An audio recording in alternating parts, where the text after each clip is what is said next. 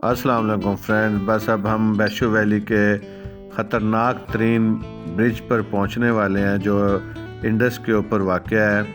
ये झूलता हुआ सस्पेंशन ब्रिज है जो लकड़ी और तारों की मदद से मिलकर बनाया गया है। और मेरा ख्याल है कि जब जीप इसके ऊपर चढ़ती है तो एक दफ़ा तो आदमी का सांस बिल्कुल रुक जाता है और आपको समझ नहीं आती कि ये जीप वाकई इतनी जो भारी भरकम है इस पुल को क्रॉस कर भी लेगी, क्योंकि नीचे इंडस का पानी पूरी आबोताब से बह रहा होता है और ऊपर लकड़ी के फट्टे और कुछ तारों की मदद से झूलता हुआ एक ब्रिज होता है। तो आप यकीन और बेयकीनी के दरमियान हैंग हुए होते हैं, सांस एक दफ़ा रुक जाते हैं सबके। तो अभी भी आप देखेंगे ये सामने मुख्तलिफ जीपों का क्लस्टर जो आपको नज़र आ रहा है, ये वो पॉइंट है। अगर आप यहाँ तक ख़ुद भी आ सकते हैं लोकल पे, तो यहाँ से फिर आपको ऊपर बैशो वैली जाने के लिए जीप मिल जाती है। लेकिन हमने सकर्दू वैली से ही ये जीप बुक कराई थी।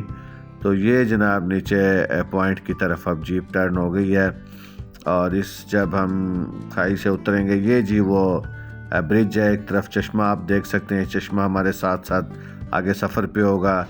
नीचे इंडस रिवर जनाब अपनी पूरी आबोताब से बह रहा है और बहुत सुस्त रवि में इसके ऊपर ये जीप चलती है। तो बहुत ही नाजुक सा ये ब्रिज फील होता है और एक टाइम में एक ही जीप जाती है, दो जीपों का रास्ता नहीं है। और दूसरी तरफ से अगर कोई आ भी रही हो तो उसको रोक दिया जाता है। नीचे स्लेटी कलर का आप इंडस का पानी देख सकते हैं।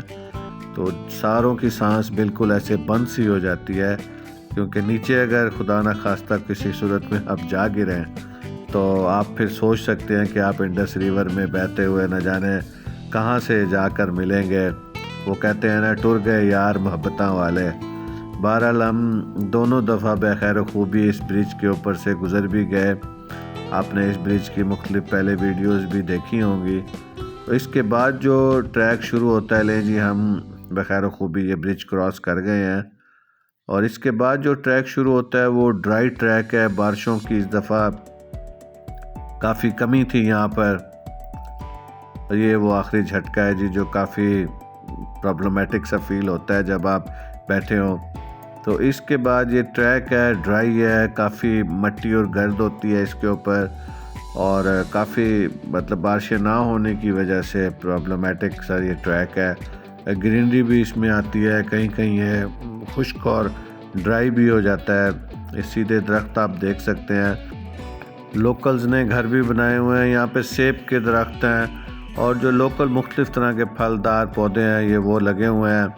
तो अगर आपका दिल चाहे कहीं कोई फलदार अच्छे पौधे नज़र आ भी जाएं तो आप रुक के फल तोड़ भी सकते हैं। लोग जीप के ऊपर बैठे हुए जब फलों के साथ उनका सर टच होता है तो वो कुछ फल तोड़ भी लेते हैं। लेकिन अब मौसम वो यहाँ बहुत ड्राई था और ये ख़ास तौर पे जब इस तरह के मोड़ हैं तो उनमें ये चूँकि जीप मैनुअल है तो एक ही गो में मोड़ नहीं काट पाती।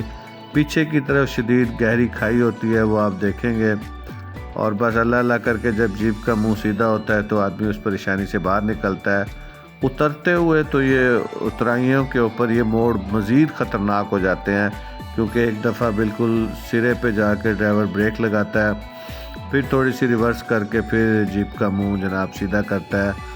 लोकल यहाँ के बच्चे जनाब स्कूल से होकर जा रहे हैं वापस।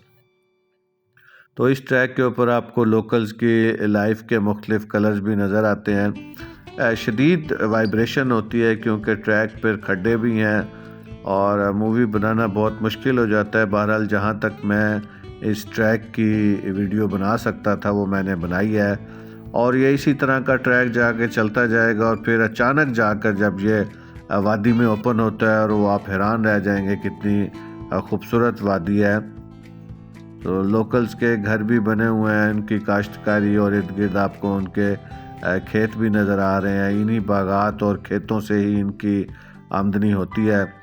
सर्दियों में तो गालिबन यहाँ पर इतनी बर्फ़ पड़ जाती होगी कि शायद ये सारा ट्रैक बंद ही हो जाता होगा। लेकिन लोकल्स यहाँ पे ज़ाहिरी बात है रहते रहते होंगे और जीपें भी आती जाती रहती होंगी, क्योंकि टायर या वो जंजीर वगैरह लगा कर जीपों को लोग ले ही जाते हैं। तो लश ग्रीन कहीं कहीं पे ये ट्रैक हो जाता है। बहरहाल ड्राई है चूँकि, अदरवाइज़ मुझे यकीन है कि मुख्तलिफ़ तरह के चश्मे इस ट्रैक के ऊपर बहते हुए मुख्तलिफ सिमतों से पहाड़ों से उतर कर आते हुए ज़रूर नज़र आते होंगे।